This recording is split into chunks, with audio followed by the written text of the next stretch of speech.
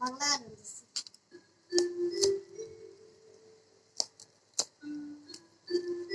ওই দেখ মিতু ফুচকার জন্য আগে এসেছি। আজ আমি বাড়ি থেকে টাকা এনেছি, যদি না খাস তাহলে কিন্তু আমি খুব রেগে যাব। কিন্তু মা তো বলেছে বাইরের খাবার না খেতে। আরে ছাড়, মায়েরা তো কত কথাই বলে, বাড়ি থেকে ফুচকা না খেলে কি আমাদের বাড়িতে ফুচকা বানিয়ে দিবি। এটা অবশ্য ঠিক কথা বলেছিস। তাহলে চল এক প্লেট খেয়েই আসি। এ কি ফুচকাটা কোথায়? টাকাতে আমাদের পেট চলে। ডাক্তার সাহেব এসেছেন, দেখুন না ডাক্তার সাহেব, আমার মেয়েটা কি